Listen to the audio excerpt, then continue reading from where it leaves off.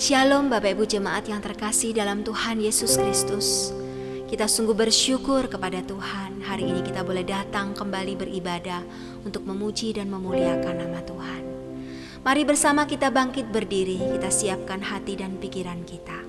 Tuhan berada di bait suci-Nya.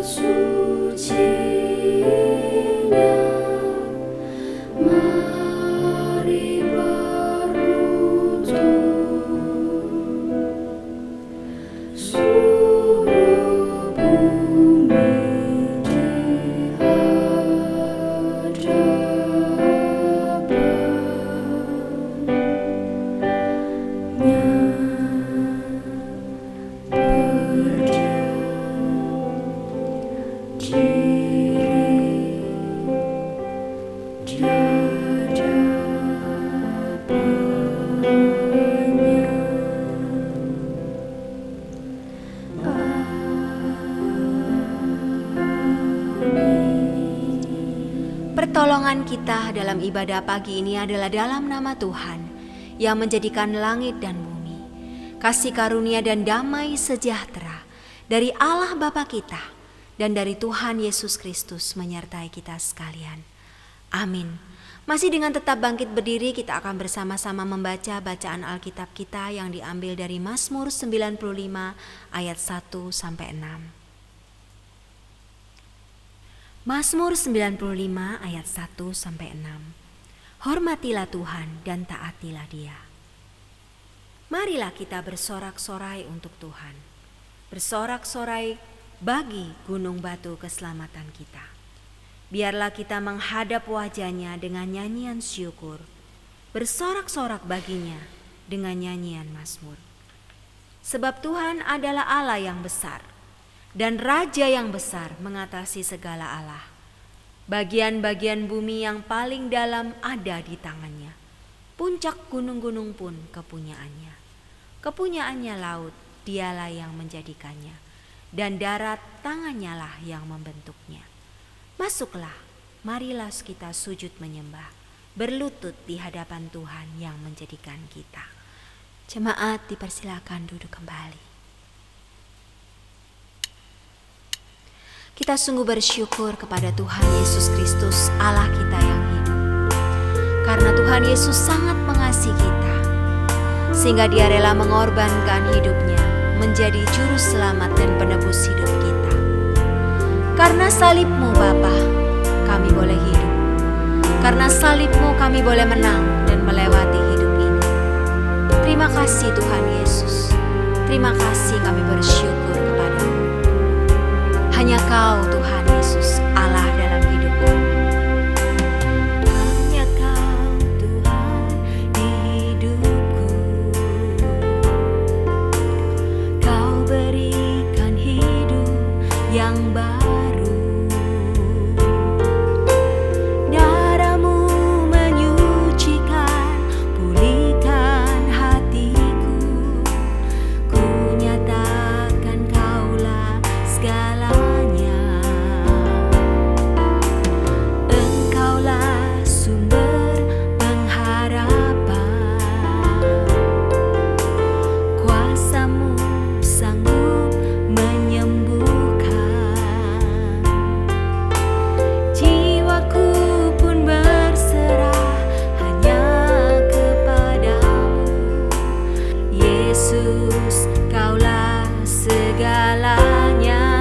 Karena salib-Mu ku hidup, karena salib-Mu ku menang.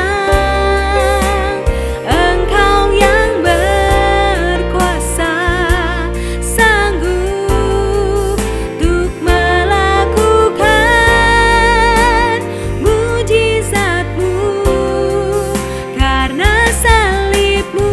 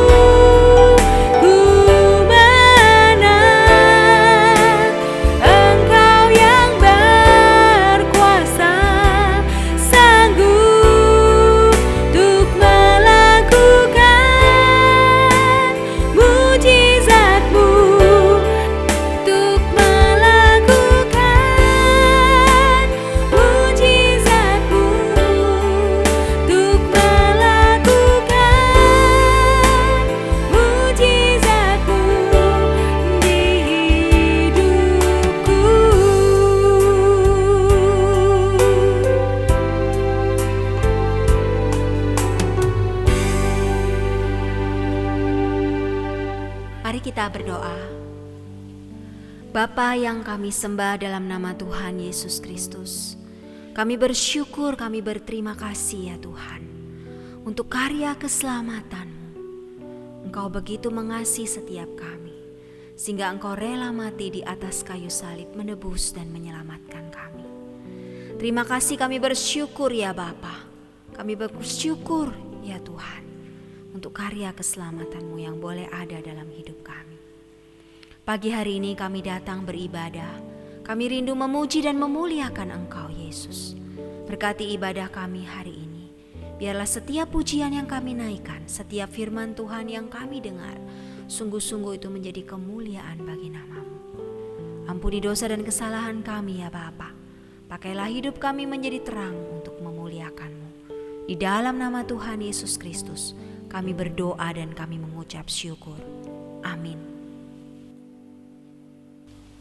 Engkau Yesus Tuhan kami, Engkau Yesus Allah kami yang hidup. Engkaulah juru selamat dan penebus jiwa kami. Engkau Yesus mati dan bangkit untuk kami, menang melawan kuasa maut sampai selama-lamanya. Mari puji Tuhan, muliakan Dia, Yesus Kristus Allah kita yang hidup. Dia mati bagiku, Dia bangkit bagiku dan menang bagi setiap kita.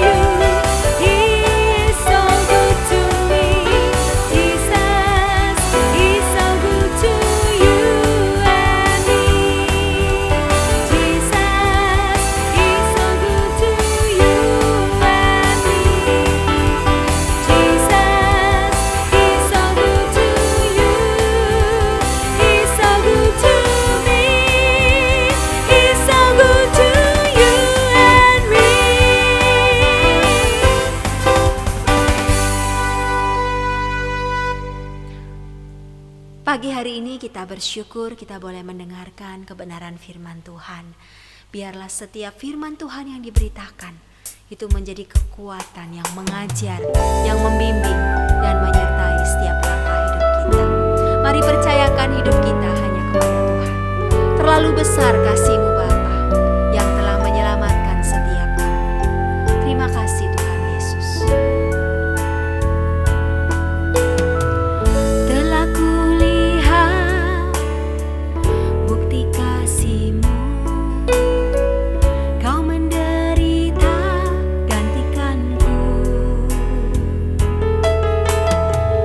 Dengan darah-Mu Kau selamatkanku. Kini ku hidup menyenangkan-Mu. Telah kulihat bukti kasih-Mu, Kau menderita gantikanku. Dengan darah-Mu Kau selamatkanku. Kini ku hidup menyenangkan-Mu. Terlalu besar kasih-Mu Bapa, pengorbanan yang Kau berikan bagiku. Terlalu mahal darah-Mu Yesus tercurah untuk menebus hidupku. Telah kulihat bukti kasih-Mu Bapa. Telah kulihat bukti kasih-Mu, Kau menderita gantikanku. Dengan darah-Mu Kau selamatkanku. Kini ku hidup menyenangkan-Mu. Terlalu besar kasih-Mu Bapa, pengorbanan yang Kau berikan bagiku. Terlalu mahal darah-Mu Yesus tercurah untuk menebus hidupku. Terlalu besar kasih-Mu Bapa, pengorbanan yang Kau berikan bagiku. Terlalu mahal darah-Mu Yesus tercurah untuk menebus hidupku. Hidup yang Kau berikan bagiku, selamatkan dan pulihkanku lebih dari segalanya. Terlalu besar kasih-Mu Bapa, pengorbanan yang Kau berikan bagiku. Terlalu mahal darah-Mu Yesus tercurah untuk menebus hidupku.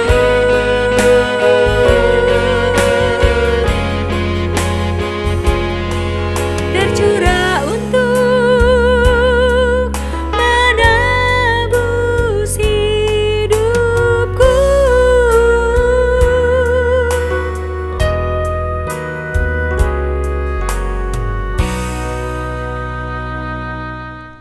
Shalom Bapak Ibu Saudara yang dikasihi oleh Tuhan.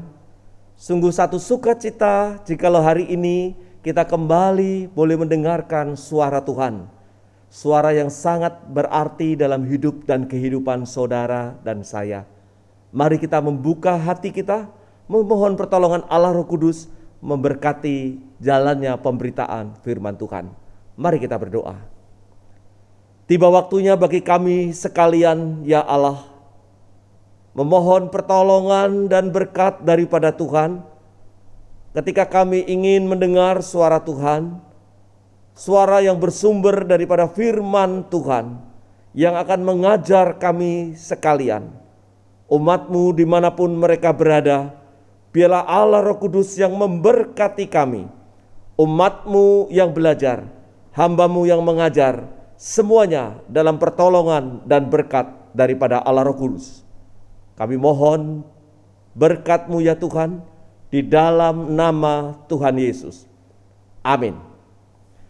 Bapak Ibu Saudara yang dikasihi oleh Tuhan, tema khotbah kita pada hari ini adalah Invisible Hand. Invisible Hand yang terambil di dalam kitab Keluaran 14. Keluaran 14 ayat 15 sampai dengan ayatnya yang ke-31. Mari Bapak Ibu saya ajak membuka Alkitab kita masing-masing, baik Alkitab fisik maupun aplikasi program Alkitab di HP Bapak Ibu Saudara sekalian. Saya akan membacakan bagi kita sekalian. Menyeberangi Laut Teberau. Berfirmanlah Tuhan kepada Musa, mengapakah engkau berseru-seru demikian kepadaku? Katakanlah kepada orang Israel, supaya mereka berangkat. Dan engkau angkatlah tongkatmu dan ulurkanlah tanganmu ke atas laut dan belahlah airnya, sehingga orang Israel akan berjalan dari tengah-tengah laut di tempat kering. Tetapi sungguh aku akan mengeraskan hati orang Mesir, sehingga mereka menyusul orang Israel, dan terhadap Firaun dan seluruh pasukannya, keretanya dan orang yang berkuda, aku akan menyatakan kemuliaanku. Maka orang Mesir akan mengetahui bahwa akulah Tuhan apabila aku memperlihatkan kemuliaanku terhadap Firaun, keretanya dan orangnya yang berkuda. Kemudian bergeraklah malaikat Allah yang tadinya berjalan di depan tentara Israel, lalu berjalan di belakang mereka. Dan tiang awan itu bergerak dari depan mereka, lalu berdiri di belakang mereka. Demikianlah tiang itu berdiri di antara tentara orang Mesir dan tentara orang Israel. Dan oleh karena awan itu menimbulkan kegelapan, maka malam itu lewat, sehingga yang satu tidak dapat mendekati yang lain semalam-malaman itu. Lalu Musa mengulurkan tangannya ke atas laut, dan semalam-malaman itu Tuhan menguakkan air laut dengan perantaraan angin timur yang keras, membuat laut itu menjadi tanah kering, maka terbelahlah air itu. Demikianlah orang Israel berjalan dari tengah-tengah laut di tempat kering, sedang di kiri dan kanan mereka air itu sebagai tembok bagi mereka. Orang Mesir mengejar dan menyusul mereka. Segala kuda Firaun, keretanya dan orangnya yang berkuda sampai ke tengah-tengah laut. Dan pada waktu jaga pagi, Tuhan yang di dalam tiang api dan awan itu memandang kepada tentara orang Mesir, lalu dikacaukannya tentara orang Mesir itu. Ia membuat roda keretanya berjalan miring dan maju dengan berat, sehingga orang Mesir berkata, marilah kita lari meninggalkan orang Israel, sebab Tuhanlah yang berperang untuk mereka melawan Mesir. Berfirmanlah Tuhan kepada Musa, ulurkanlah tanganmu ke atas laut, supaya air berbalik meliputi orang Mesir, meliputi kereta mereka dan orang mereka yang berkuda.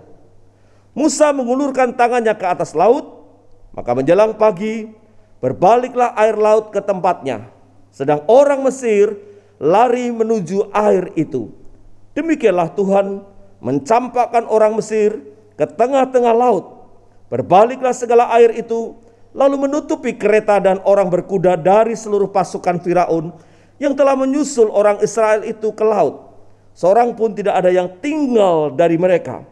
Tetapi orang Israel berjalan di tempat kering dari tengah-tengah laut, sedang di kiri dan di kanan mereka air itu sebagai tembok bagi mereka. Demikianlah pada hari itu Tuhan menyelamatkan orang Israel dari tangan orang Mesir. Dan orang Israel melihat orang Mesir mati terhantar di pantai laut. Ketika dilihat oleh orang Israel betapa besarnya perbuatan yang dilakukan Tuhan terhadap orang Mesir, maka takutlah bangsa itu kepada Tuhan, dan mereka percaya kepada Tuhan dan kepada Musa hambanya itu. Sedemikian jauh pembacaan firman Tuhan. Selamat dan berbahagia saudara dan saya yang membaca firman Tuhan dan yang melakukannya dalam kehidupan sehari-hari.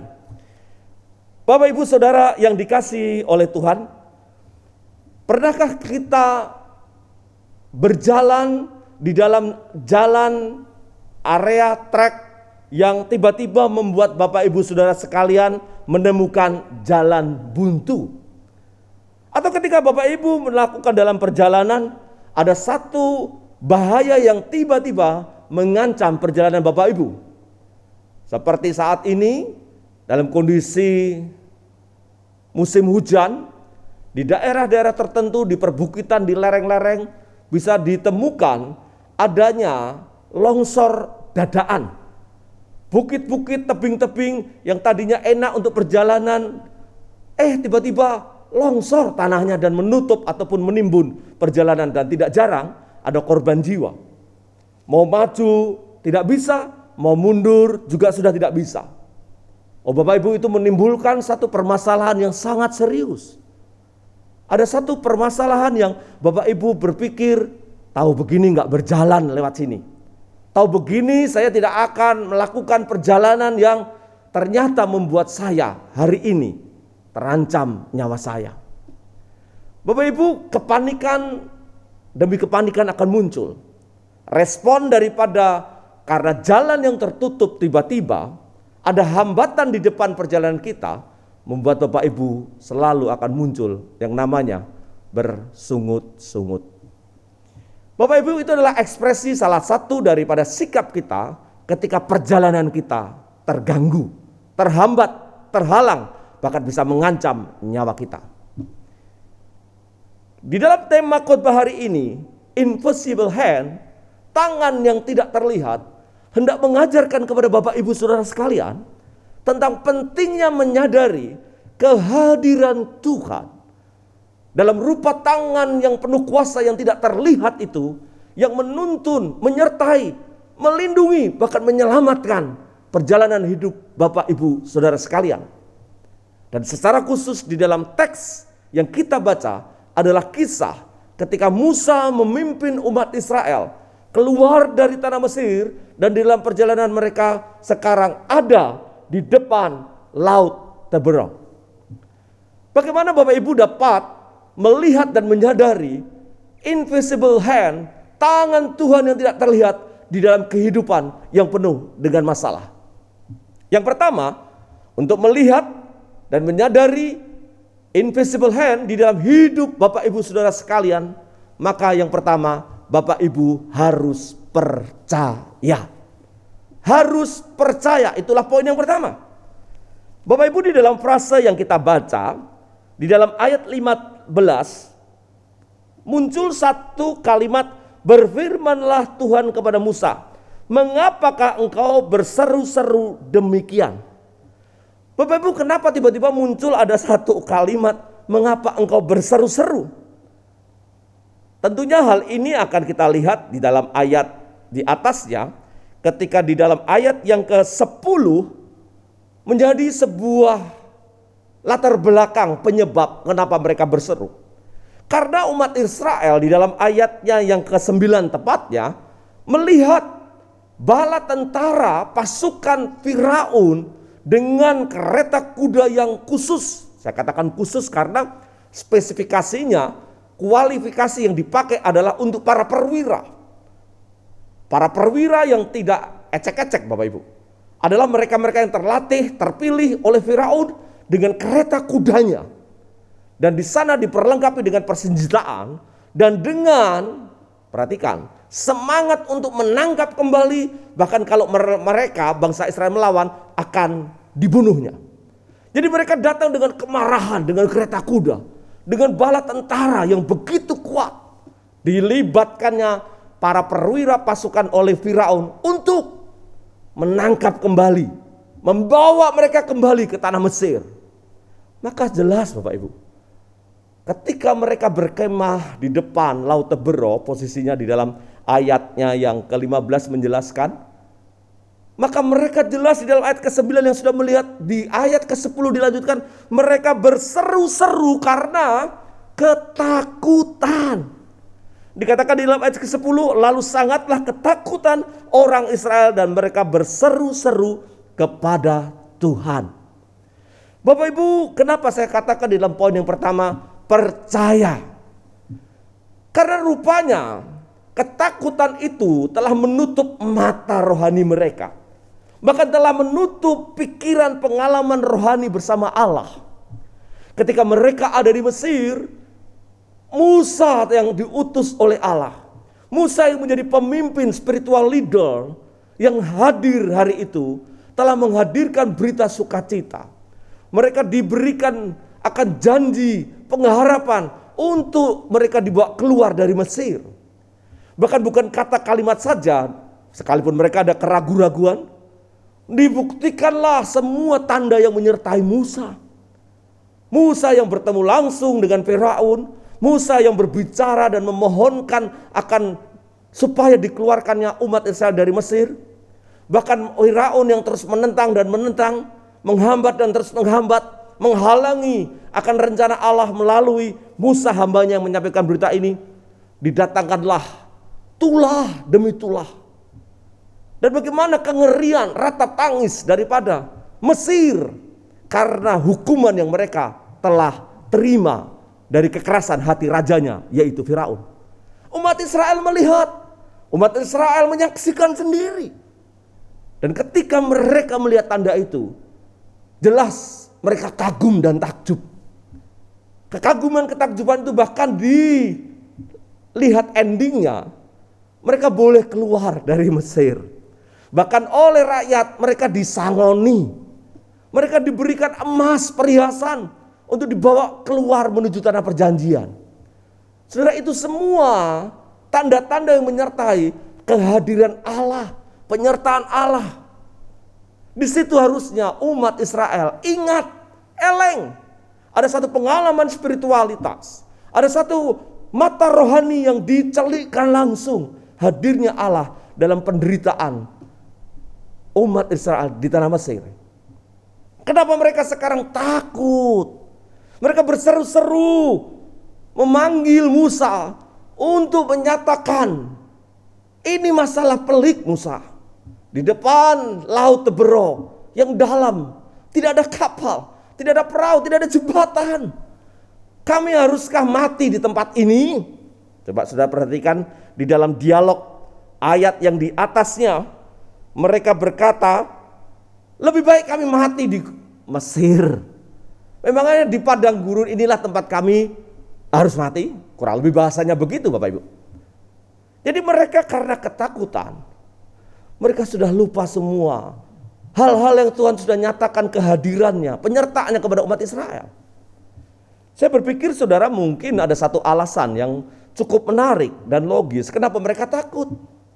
Karena tidak ingin kesenangan kebahagiaan sesaat itu yang baru mereka peroleh itu akan sirna. Kebebasan yang mereka barusan terima, peroleh dengan penuh sukacita mereka berjalan keluar dari Mesir menuju ke tanah Kanaan. Sekarang dikejar oleh tentara Firaun. Maka di depan ada laut yang Musa belum menunjukkan bagaimana caranya menyeberangi Laut Tebero. Tetapi fokus kita ketika mereka umat Israel melihat ke belakang. Tentara itu semakin mendekat dan mendekat. Dan saya berpikir alasannya adalah karena kurang lebih 400 tahun mereka ada di Mesir. Hidup dalam perbudakan, hidup dalam penindasan, hidup dalam tekanan penguasa. Jelas itu tidak ada kebahagiaan, Jelas itu tidak ada sukacita.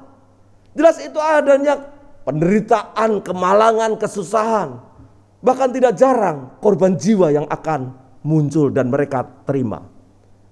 Sekarang ketika mereka melihat lagi ke belakang, tentara Firaun, orang-orang Mesir yang ingin menguasai mereka kembali, jelas mereka tidak ingin kembali ke masa lalu, kembali ke 400 tahun yang lalu.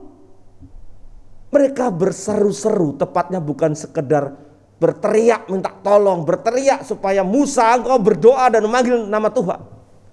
Tapi pengertian di sini lebih kepada bersungut-sungut.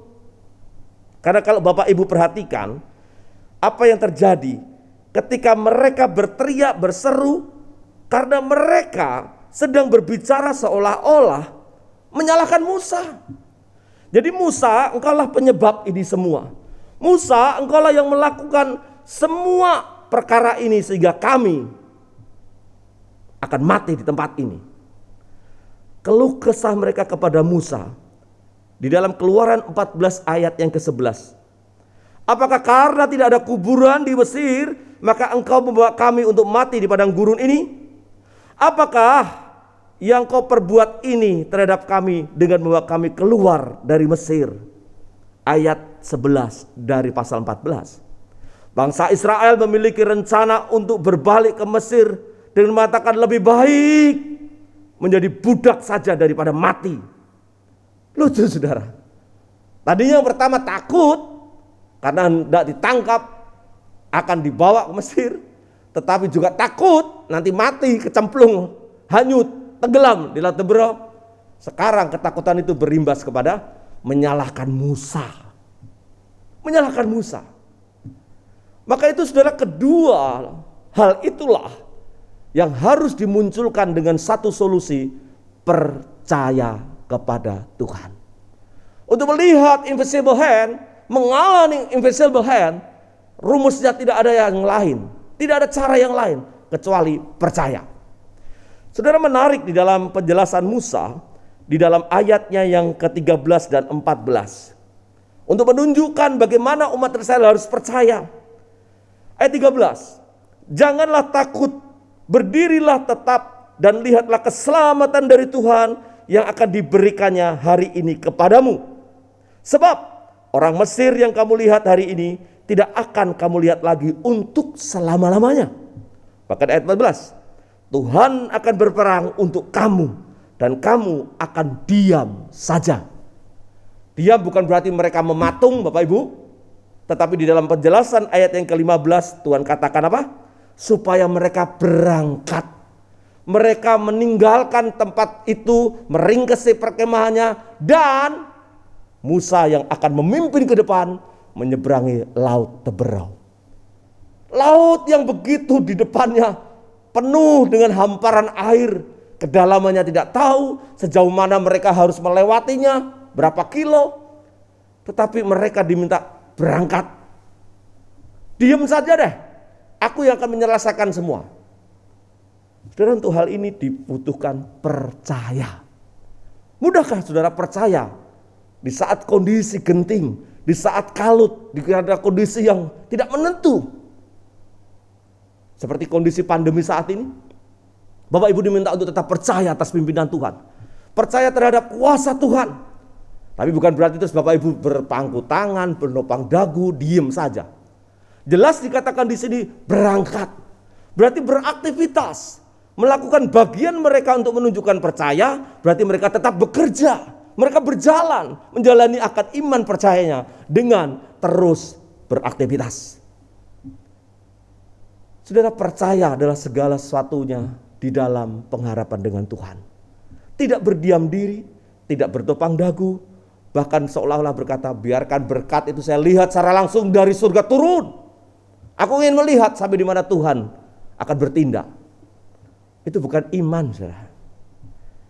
Ibrani 11 mengatakan di dalam ayat 1, iman itu dasar dari segala sesuatu yang tidak terlihat, yang belum dilihat, yang belum dialami.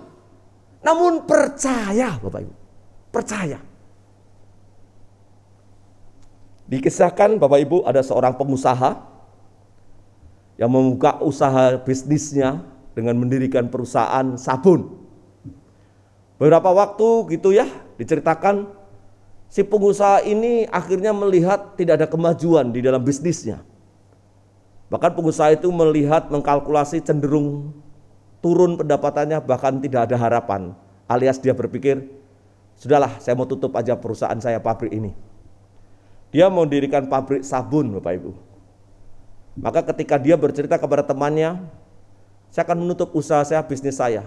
Perusahaan saya ini rupanya tidak menghasilkan, menguntungkan. Maka si teman berkata, jangan putus asa kawanku.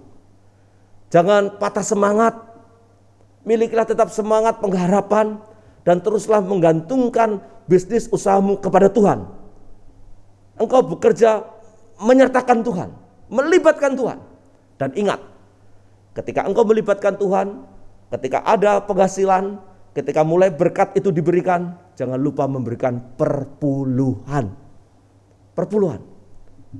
Sudah, jangan salah paham, perpuluhan ini bukan bermaksud untuk nyogok Tuhan, tetapi teman ini menasihati supaya jangan lupa segala sesuatu yang kamu terima, yang kamu peroleh adalah sumbernya dari Tuhan dan kembalikan untuk Tuhan. Benar saudara, si bapak ini yang mau menutup rencana pabriknya, dia melihat mulai ada perkembangan. Grafiknya menunjukkan ada keuntungan. Maka dia ingat temannya, pesannya perpuluhan, dia memberikan perpuluhan. Ketika dia rajin memberi perpuluhan, perusahaannya semakin meningkat. Maka dia memberikan apa?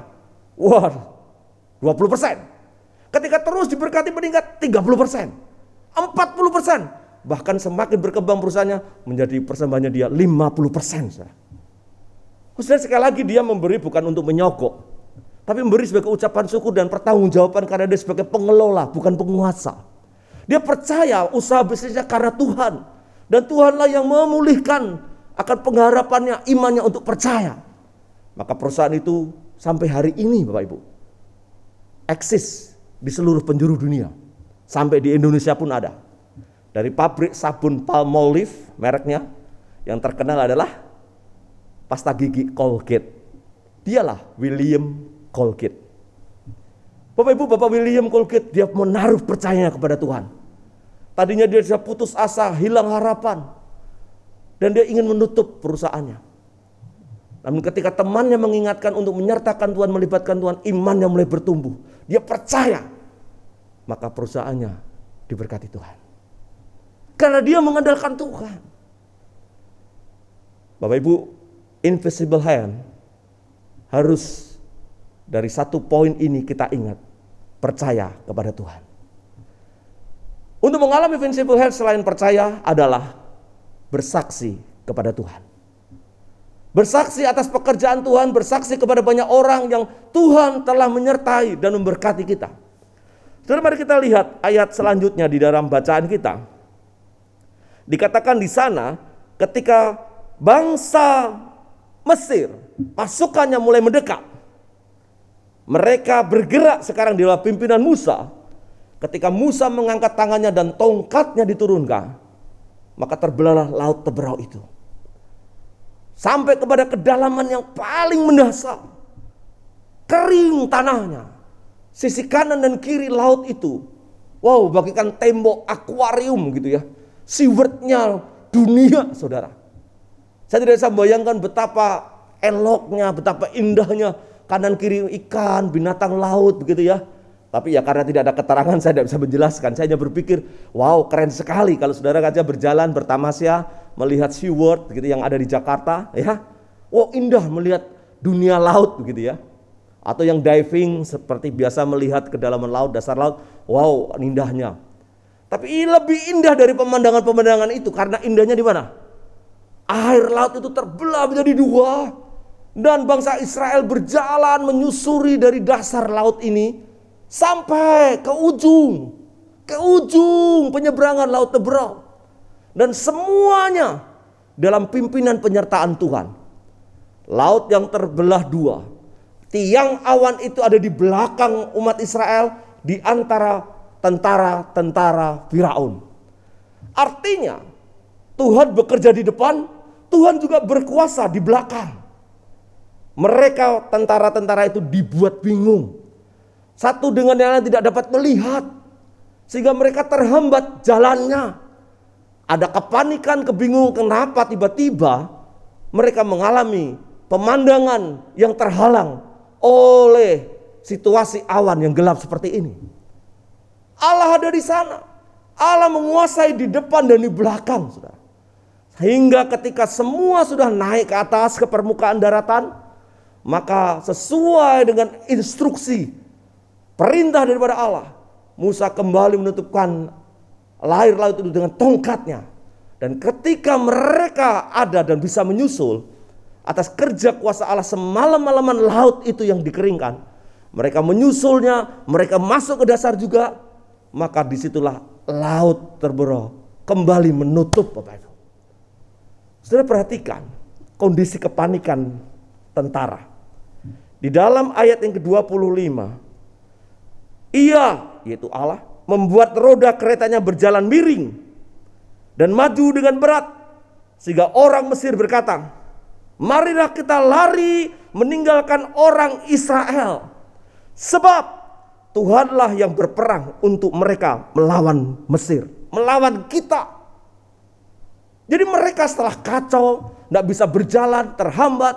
Namun ketika sekarang mereka sudah bisa lewat dan masuk ke daratan lautan itu yang dikeringkan, kereta mereka terhambat, terhalang.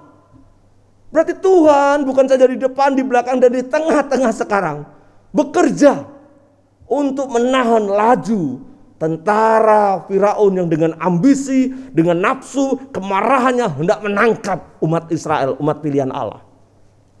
Maka ucapan, marilah kita lari meninggalkan orang Israel, menyadari Tuhan yang sama yang dulu di Mesir mengerjakan mujizatnya, tanda-tanda penyertaan hadirnya Allah, adalah Tuhan yang sama sekarang, yang sekarang mengeringkan lautan Tebro, dan sekarang yang menghalangi mereka dan tidak bisa berjalan mendekati bangsa pilihan Allah. Luar biasa. Disinilah mereka menyadari, tentara-tentara Firaun, bahwasanya umat pilihan Allah, umat Israel itu tidak sembarangan. Allah yang sama menjaga, melindungi dan menyertai mereka. Maka mereka berkata, mari kita tinggalkan, sebab Tuhanlah yang berperang untuk mereka melawan kita. Sudah terlambat, saudara. Ucapan kalimat itu tidak disertai dengan tindakan segera untuk sadar bertobat, tapi mereka terlambat. Maka ketika Musa di dalam ayat 27 mengulurkan tangannya ke atas laut, maka menjelang pagi berbaliklah air laut ke tempatnya, sedang orang Mesir lari menuju air itu. Tertutup, Bapak Ibu. Berbaliklah segala air itu menutupi kereta dan orang berkuda dan seluruh pasukan Firaun. Tepat apa yang dikatakan Musa di dalam ayat yang di atas 14 berkata, Tuhan akan berperang untuk kamu dan kamu akan diam saja. Dan benar, saudara, disaksikan oleh mereka di dalam ayat 31, ketika dilihat oleh orang Israel betapa besarnya perbuatan yang dilakukan Tuhan terhadap orang Mesir, maka takutlah bangsa itu kepada Tuhan dan mereka percaya kepada Tuhan. Percaya, itulah kunci yang poin yang pertama. Percaya menghadirkan namanya kesaksian. Sama-sama percaya, bangsa Mesir, tentara Firaun percaya Allah menyertai, Allah memimpin, Allah berperang. Tapi tidak membuat mereka bertobat. Terlambat akhirnya binasa. Percaya yang umat Israel alami sekarang membuktikan sendiri. Mereka dikatakan akhirnya apa? Mereka takut. Mereka mau menyerahkan hidupnya untuk dipimpin Musa dan terus hidup bergantung kepada Allah. Ayat 31.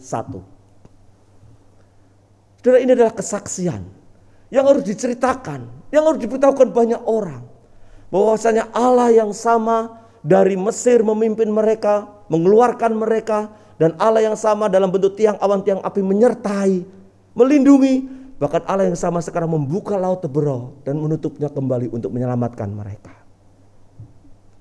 Jadi kalau orang yang sudah percaya kepada Allah, tugasnya hanya satu, yaitu menceritakan, bersaksi atas segala kebaikan kemurahan Allah.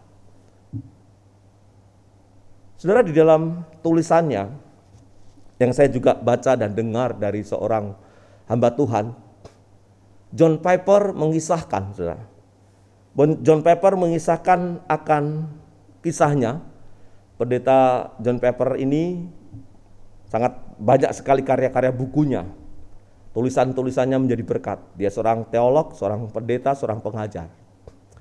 Dikisahkan dalam sebuah bukunya, ada seorang yang namanya Rosaria Butterfield.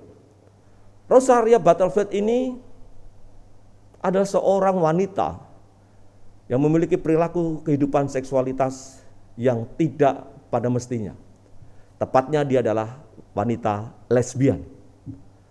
Maka di dalam kehidupan perilaku yang tidak sebenarnya dalam firman Tuhan yang ditetapkan, dia mendapat cemoohan, termasuk gereja-gereja Injili yang melarang, yang menentang adanya praktek lesbian. Maka dia sangat marah, dia sangat jengkel. Maka dia sebagai seorang penulis dalam sebuah artikel surat kabar di Amerika, dia membuat tulisan dalam artikel itu ya, untuk melawan gereja-gereja yang judgmental kepada dia, yang memberikan penilaian-penilaian buruk kepada dia. Artikel itu dimuat, dipublish, saudara, untuk menyerang, melawan gereja-gereja atau orang-orang Kristen. Saudara, setelah artikel itu dimuat, dipublish, rupa-rupanya dia banyak menerima surat, saudara. Surat itu sudah saya praktekkan ya, yang terkumpul gitu ya. Oh, surat yang setuju dengan dia, dengan artikel pendapat dia, ya tentang kehidupan lesbian, yang setuju dia taruh kanan. Nah. Oh, yang tidak setuju dia taruh di sebelah kiri. Nah, diletakkan. Terus demikian Bapak Ibu, yang setuju kanan, yang tidak setuju kiri. Namun ada satu surat yang aneh ketika dia baca. Ini tidak bisa ke kanan, tidak bisa ke kiri kategorinya. Tidak bilang tidak setuju, bilang tidak juga tidak setuju. Maka dia, si Rosaria Butterfield ini menyimpannya begitu saja, menganggap remeh. Namun beberapa waktu dia tertarik dengan surat yang tidak jelas ini, sudah. Tidak menentang, juga tidak mendukung. Dia baca. Rupanya surat ini dari seorang suami istri yang ingin berkenalan dengan dia dan mengajak bertemu, Bapak Ibu, untuk sekedar bercakap-cakap, berbicara di kafe, minum, bahkan bisa mengenal lebih jauh dengan Rosaria Butterfield.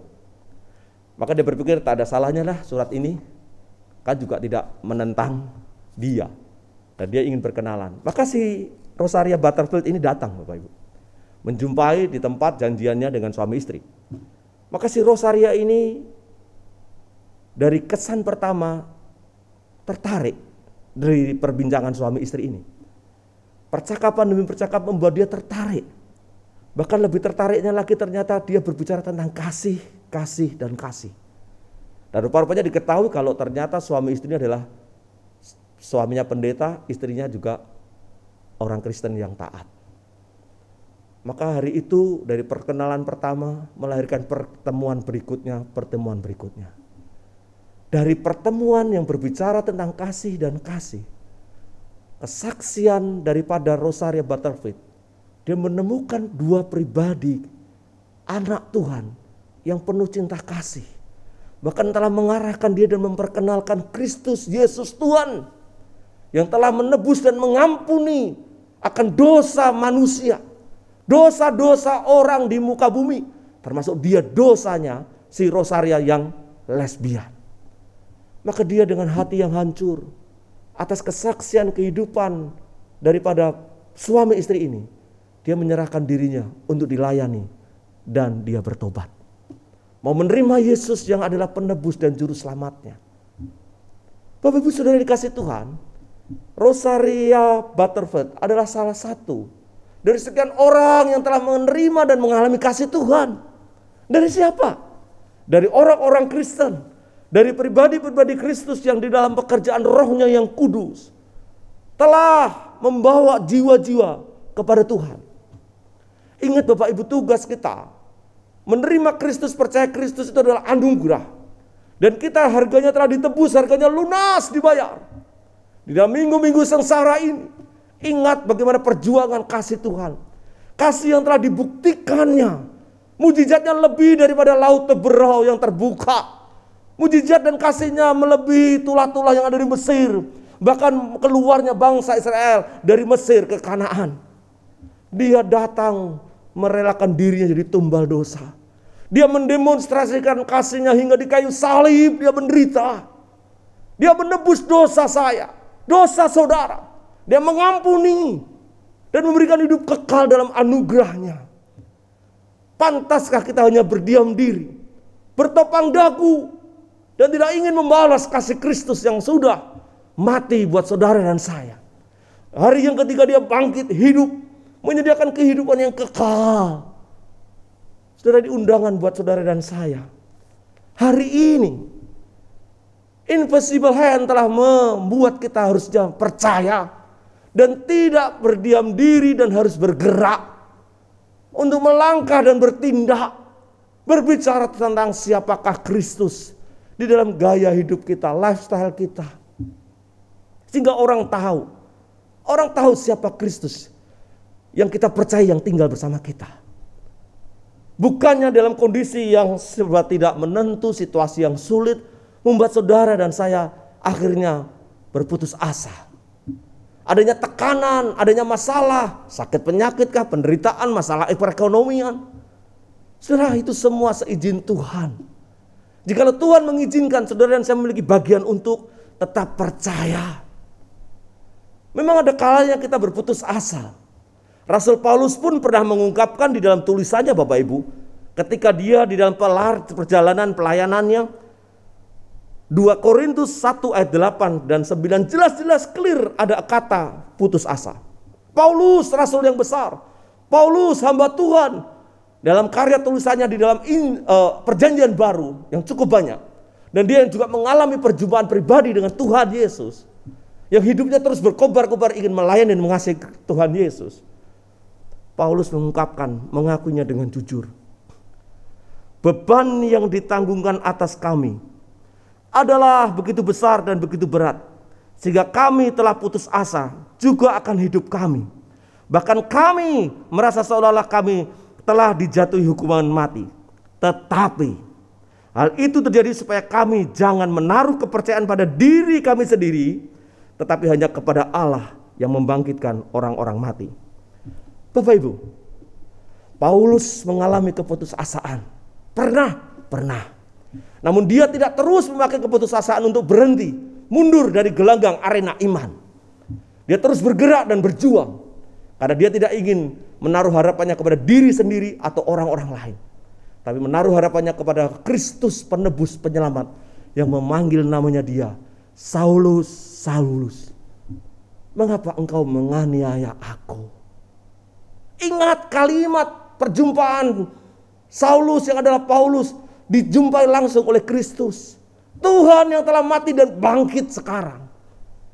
Dan menerima hidup Paulus menjadi ciptaan baru. Dan itu dia ganti, dia ubah perilaku hidupnya untuk terus memberitakan Kristus yang telah mati dan bangkit menjadi penebusnya. Gilirannya saudara dan saya. Kisah daripada Musa memimpin umat Israel menyeberangi laut Teberau bukan hanya cerita yang dikagumi, sebuah histori yang membuat decak kagum. Tapi apa yang harus aku kerjakan? Apa yang harus aku perbuat untuk menyadari invisible hand di dalam hidupku, di dalam gerejanya, di jemaat GKA Agape Margarejo. Ada yang sakit, mungkin cukup lama tidak sembuh. Ada yang mengalami pergumulan berat, mungkin belum ada jalan keluar. Mungkin ada hal-hal yang lain merisaukan, menakutkan gereja Tuhan dalam program-programnya. Namun ingat, tetaplah percaya. Percaya Tuhanlah yang akan berperang.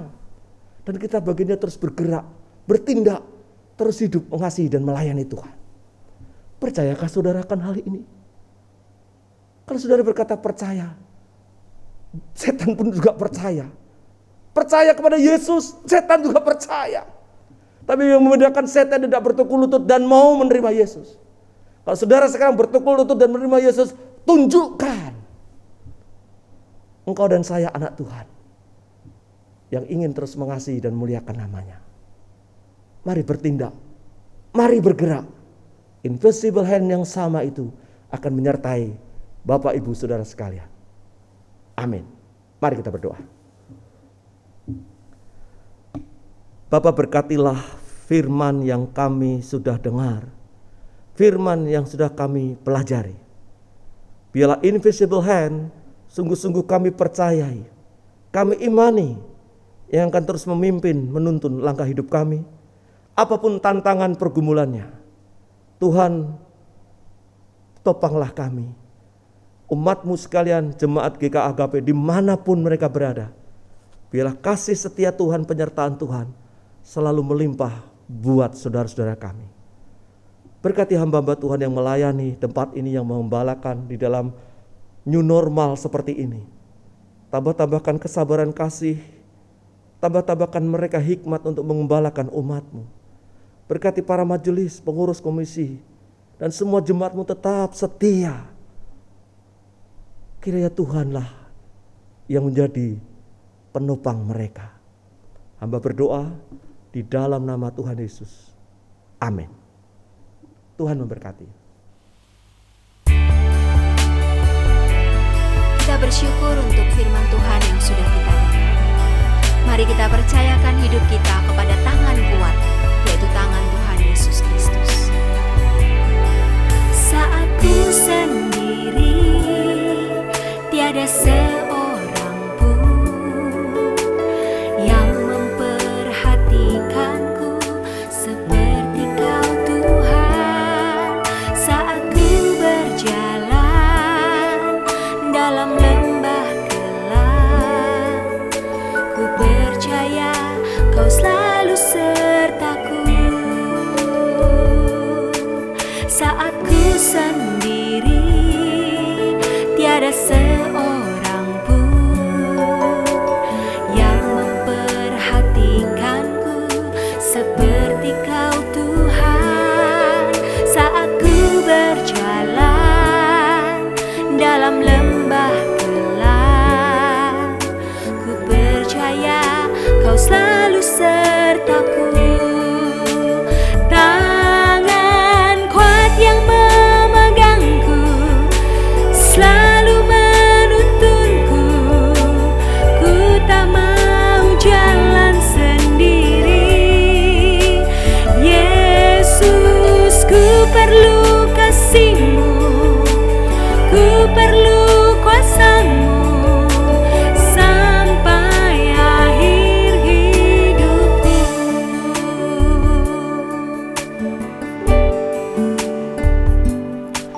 Saat ku sendiri, tiada seorang pun yang memperhatikanku seperti Kau, Tuhan.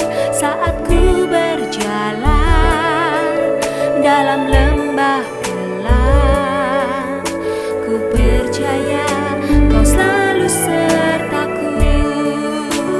Tangan kuat yang memegangku selalu menuntunku. Ku tak mau jalan sendiri.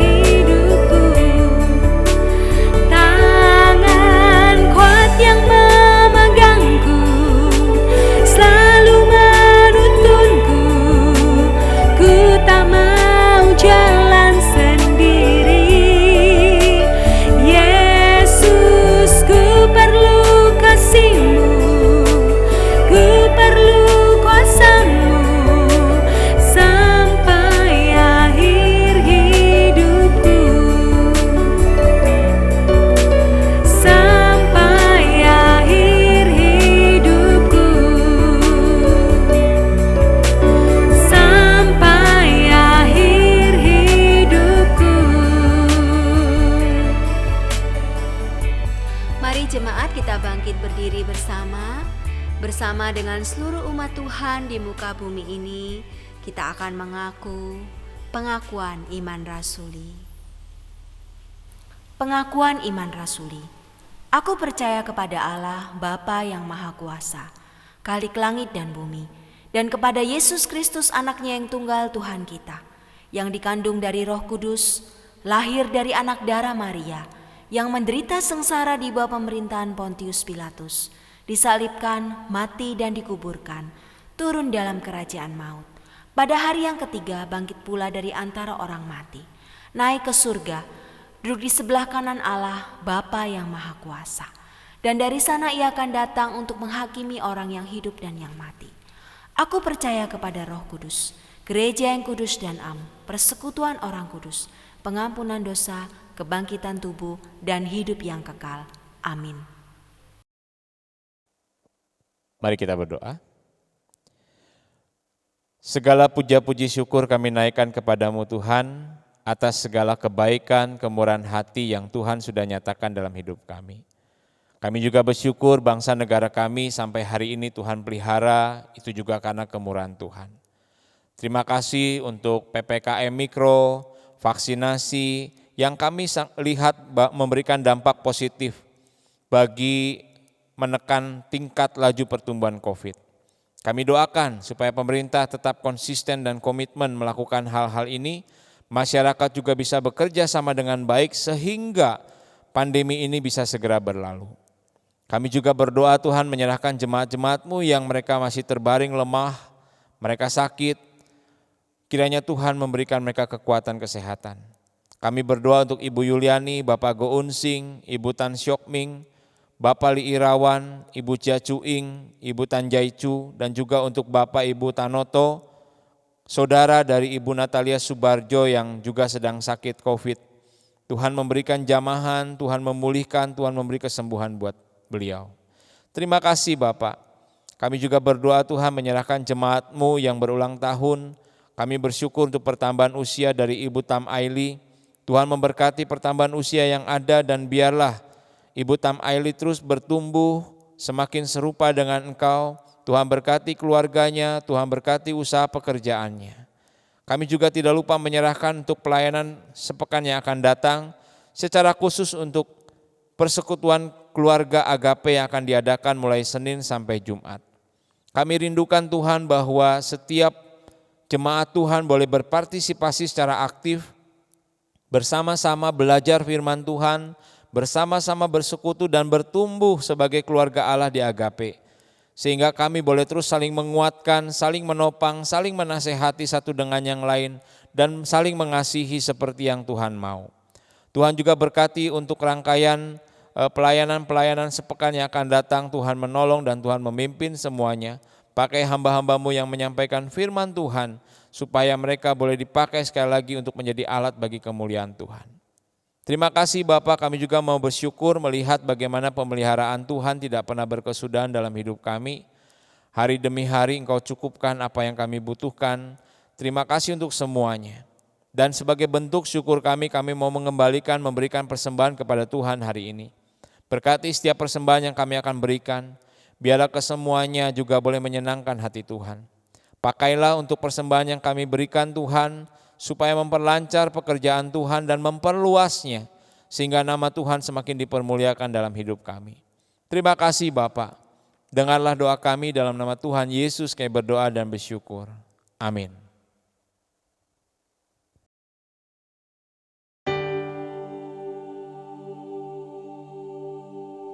Doksologi dan doa berkat akan disampaikan oleh hambanya.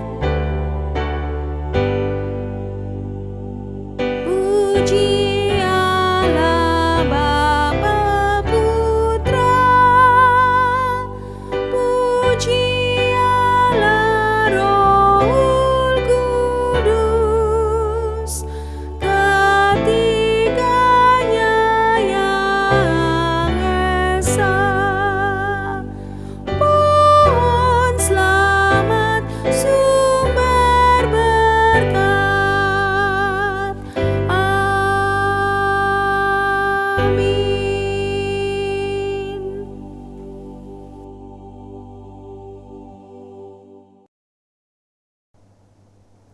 Jemaatku yang dikasihi Tuhan, di akhir ibadah ini, mari terimalah berkat yang datangnya dari Tuhan dan jalanilah hidup kita semua bersama dengan tangan yang penuh kuasa itu. Tuhan memberkati engkau dan melindungi engkau. Tuhan menyinari engkau dengan wajah-Nya dan memberi engkau kasih karunia. Tuhan menghadapkan wajah-Nya kepadamu dan memberi engkau damai sejahtera hari ini sampai selama-lamanya. Amin. Tuhan memberkati.